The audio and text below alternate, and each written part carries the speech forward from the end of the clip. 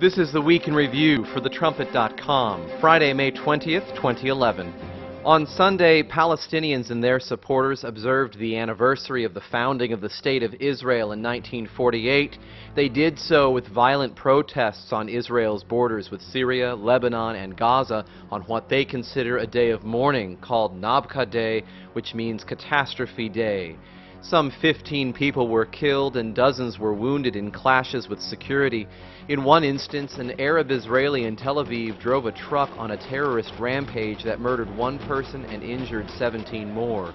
Leading up to the anniversary, Palestinians have called for a third intifada of terrorism against Israel.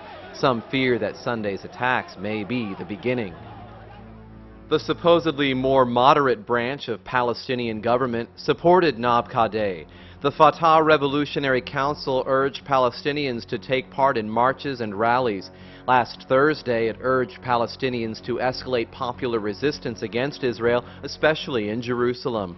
The same day, Palestinian Authority President Mahmoud Abbas confirmed that he will not seek re-election and re-emphasized the Palestinians' determination to seek recognition of a Palestinian state. Egyptians also observed Nabka Day on Sunday. Thousands of Egyptians attempted to storm the Israeli embassy in Cairo, resulting in over 350 injuries and 150 arrests as police responded. The violence shows that Egyptians are becoming more openly hostile toward their eastern neighbor.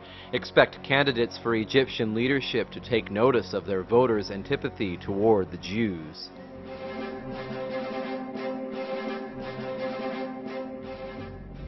On Thursday, Dominique Strauss-Kahn resigned his powerful position as chairman of the International Monetary Fund.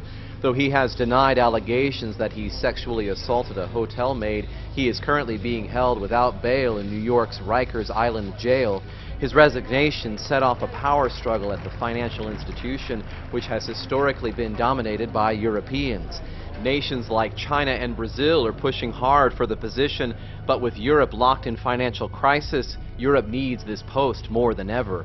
Of the 4 Europeans most widely touted for the position, 3 are German, giving Germany a strong likelihood of filling this powerful financial post. EU finance ministers began the work week by approving a €78 billion bailout for Portugal.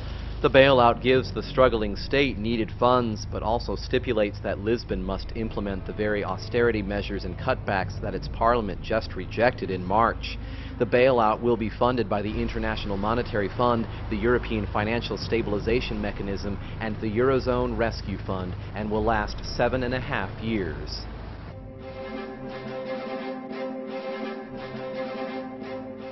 Russia threatened Ukraine on Wednesday with a choice, either Russia or the EU.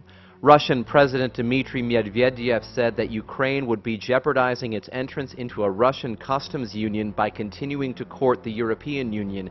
To this point, Ukrainian President Viktor Yanukovych is trying to get the best of both worlds, membership in the Russian Union and an associate membership in the EU. One cannot sit on 2 chairs at the same time, Medvedev said. The Russian president's Wednesday was a busy one, as he also threatened to start a new Cold War. Medvedev said that if Moscow and the West failed to agree on a new missile defense shield, Russia would pull out of a new nuclear disarmament treaty. He said that the United States and Europe's missile shield was forcing Moscow to retaliate with measures of its own. Medvedev said that this would mean Russia would increase its offensive nuclear firepower, a very bad scenario that would throw us back into the Cold War era, he said.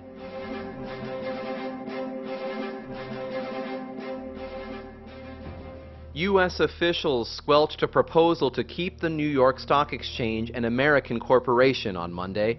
NASDAQ offered to buy the exchange, but the Justice Department ruled that this would create an unacceptable monopoly. It is now almost inevitable that the NYSE will become the property of a foreign competitor, Germany's Deutsche Börse.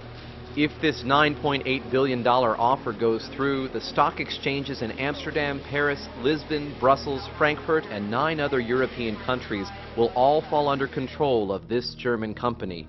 This is a remarkable example of American leaders attacking a smaller problem while ignoring one that could become huge. On Monday, Britain's Environment Minister held an emergency drought meeting.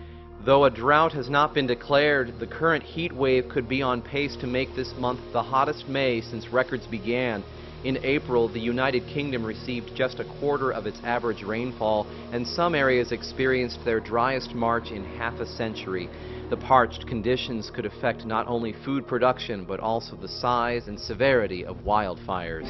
And that is the Week in Review for TheTrumpet.com.